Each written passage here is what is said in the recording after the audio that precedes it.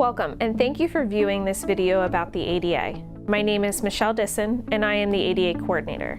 As you are watching this video, please do not hesitate to contact me if you have any questions. First off, I want to go over what is the role of the ADA coordinator. The ADA in Section 504 of the Rehabilitation Act has a lot of different areas that it covers. I am here to provide resources and information to the university community, ensure the university community has a grievance process, be proactive in ensuring the campus is free from discrimination, work towards compliance within federal, state, local, and university policy and procedures, and improve access to the university community with universal design. It takes multiple people and departments across the campus to make everything work. I am here to guide and make sure we are moving the campus forward, being inclusive to all around accessibility. What is the ADA in Section 504? To go over the differences between the two laws we are governed on. ADA is the Americans with Disability Act. It is regulated by the Department of Justice. The ADA covers all operations of services and programs plus employment.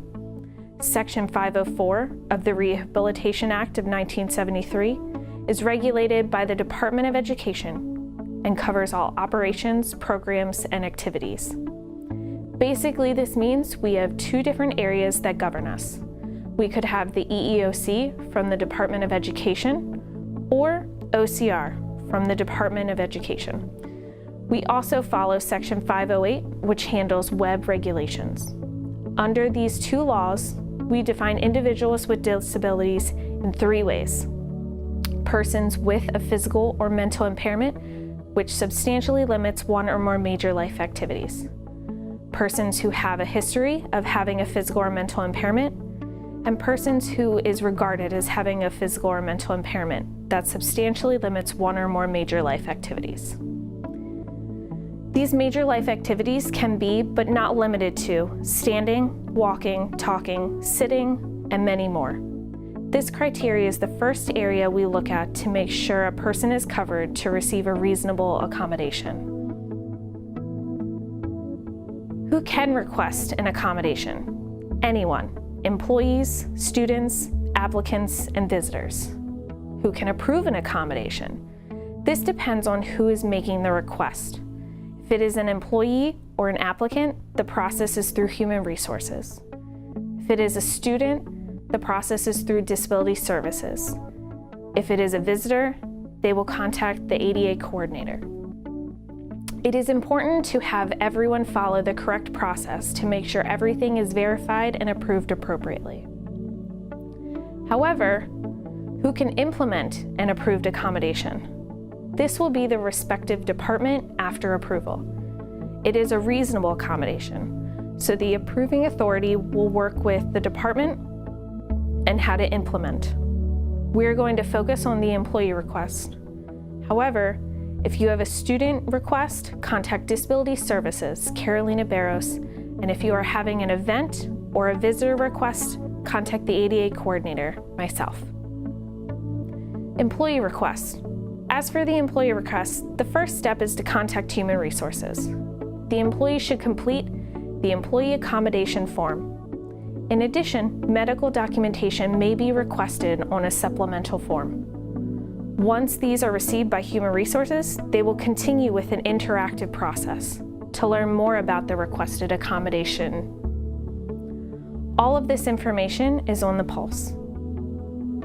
On the Pulse, under Human Resources, there are 3 documents listed. ADA Employment, which is going to go over the process and who to contact.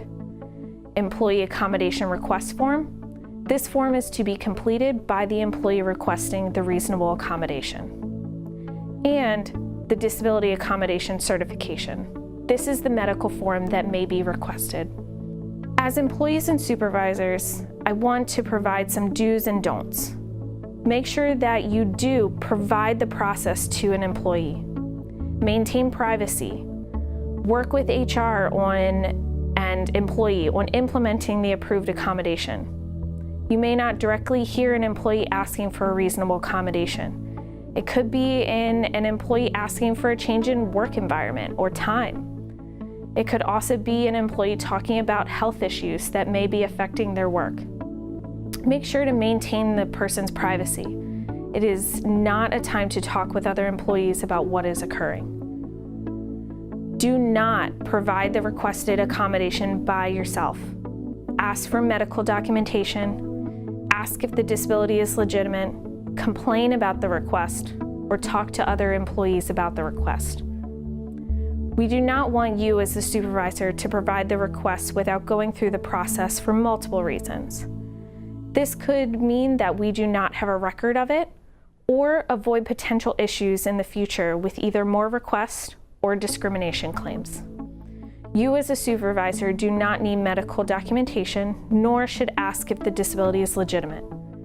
That should be left to be evaluated by human resources during the process. This keeps you as a supervisor out of it. Do not complain to others or talk to the other employees about the requests.